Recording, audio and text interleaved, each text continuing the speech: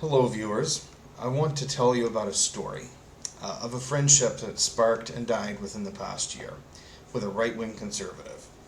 I'll start with the basics. I started a new career in the transportation industry in the past year, and I found someone who was already in the industry who kind of helped guide me some in the beginning. Luckily, we don't work for the same company, but he was able to give me some tips and tricks to the trade, which was beneficial, and I appreciated it. I valued the help.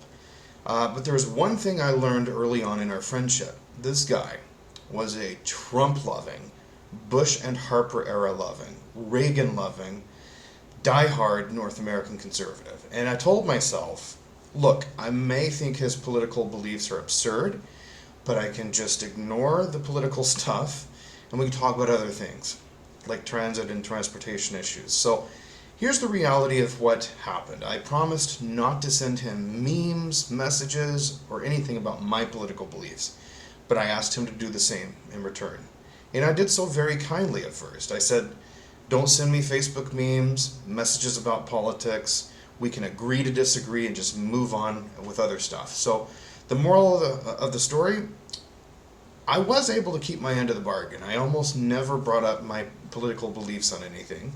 And if it was more or less the issue of the time, like, for example, gas prices going up, not the politics behind it. Yet this friend I'm talking about, or ex-friend now, wouldn't stop pushing his political agenda. He would send absurd Facebook memes that placed the face of monkeys on any politician to the left of Hitler, with some meaningless statement on the bottom of it, and he would send this picture on to me. Or he would gripe about the carbon tax. Or he would gripe about any policy that was literally to the left of Hitler. So instead of getting long-winded about this, I just want to run through something that happened to this individual I'm referring to. He injured his knee, or one of his knees, last fall. And he's been on benefit time, not working for most of this year. Late this summer in 2022, he got on a graduated return to work system or policy or whatever you call it. So throughout this time, I've provided him some advice on how to better manage his injury. For example, he was griping about the Canadian health system when he said he had to wait 8 weeks for an MRI picture of his knee. And then I reminded him he doesn't actually have to wait on his family doctor's referral. I found a clinic in Mississauga. He was able to get his MRI picture within 3 days.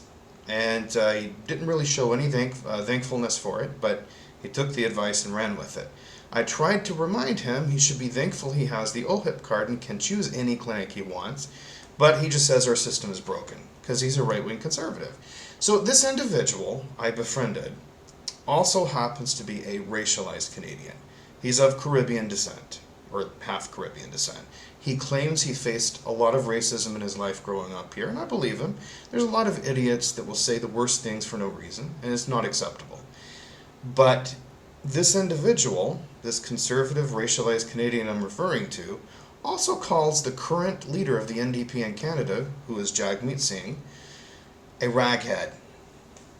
And that's his official term for him. Every time he refers to him, he says that raghead.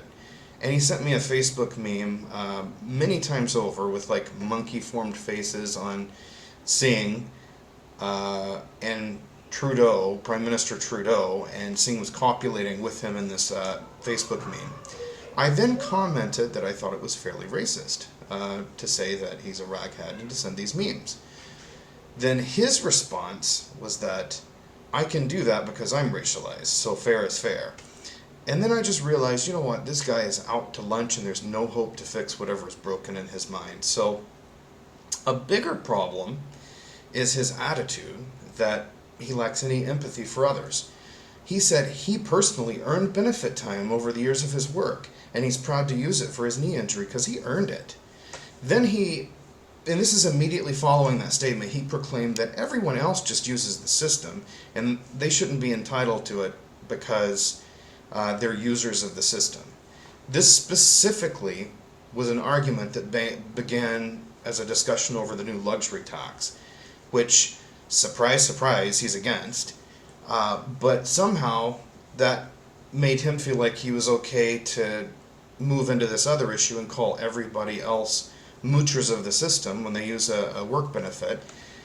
And he defended his use of that exact benefit for his knee injury. So anyway, it's ultimate hypocrisy. When he did this, it really encapsulated everything wrong with the modern North American conservative. An individual who lacks empathy, has no relationship to facts, who is incredibly hypocritical, especially whenever you hear him call the leader of the NDP a raghead, when he himself is a racialized Canadian and should know better, and someone who thinks rules should be different depending on someone's class. And he clearly considered himself to be upper class somehow. I don't know. It's worth mentioning this now former friend I'm talking about mocked me for renting instead of owning, and basically said he's higher class because his family has more property ownership. And that, my friends, was the straw that broke this camel's back. I was like, I decided enough is enough. I cannot merely overlook this petty, ignorant, foolish conservative's views and be a friend just because we might have some common interests otherwise. So the moral of this story, well, all I know is that I tried really hard, very, very hard, to befriend someone who doesn't have views that mirror my own, and I found it to be an incredibly difficult task.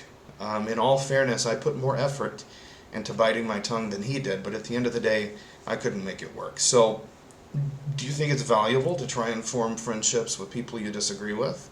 What are your thoughts? Feel free to opine below. Thank you for watching.